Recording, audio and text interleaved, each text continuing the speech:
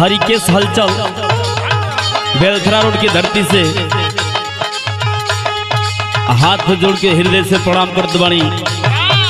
तमाम गाना यूट्यूब के माध्यम से हमारे सुननी हो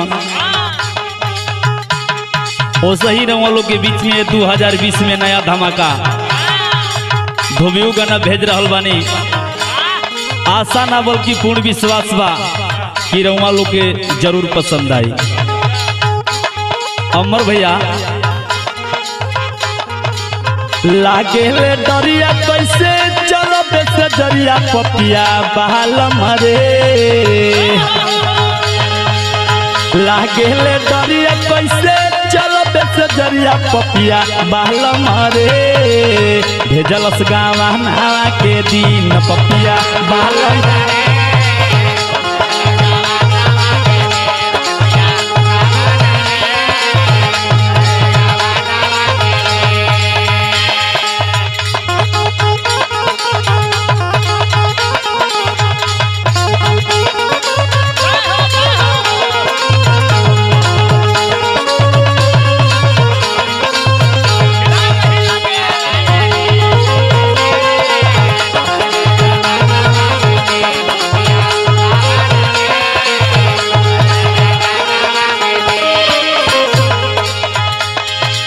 नैहर में बाटी दिहली सगरी पहुरवा रामा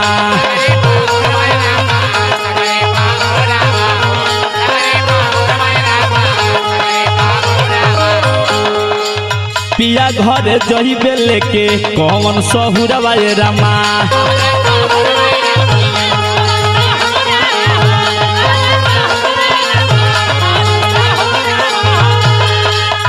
नैहर में बाटी दिहली सगरी पहुरावा पिया घरे जइबे लेके कौन सहुरावा मोहरल हरिया बहिन बारी उमरिया पपिया बहाल मरे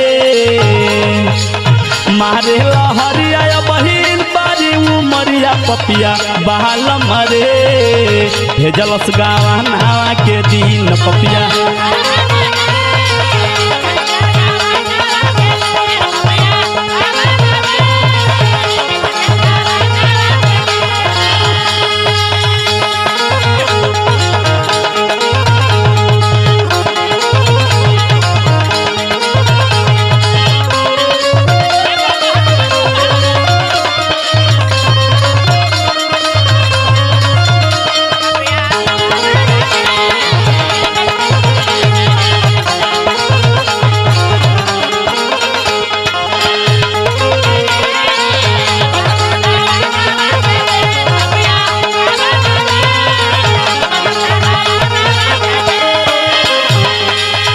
छोटू राजा जी ए हमारे कवि राम निवास जी अनुरुद्ध भैया धनंजय भैया चंदन भैया विजय भैया हमार अमर भैया सोनू भैया स्टूडियो में बैठल बने हमारा उदयभान चाचा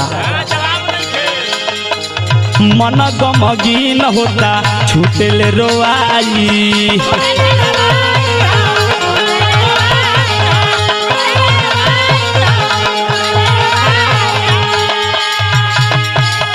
से जिया पर रात भर पियावा सताई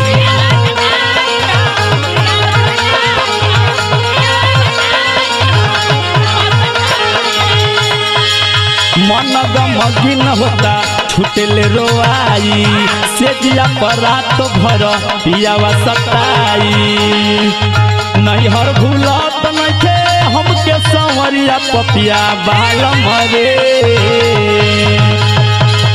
नैहर भूलत नइखे हमके संवरिया पपिया बहाल मरे भेजलस गावा नावा के दिन पपिया बहाल मरे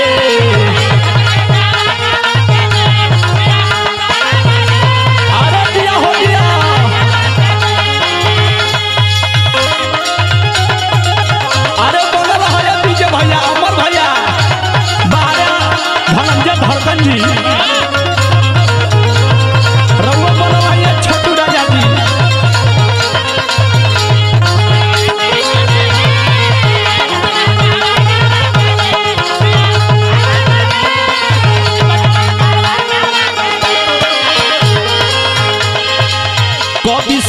संतोष कैसे मानावा मनाई।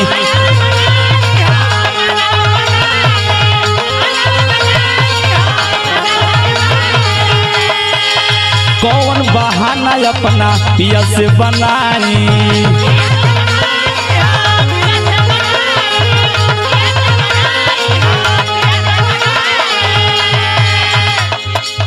कभी संतोष कैसे मन के मनाई। कौन बहाना अपना पिया से बनाई। हरि केस कौन हवा मिले है कदरिया पपिया बाला मारे भेजलस गावा नावा के दिन पे पिया।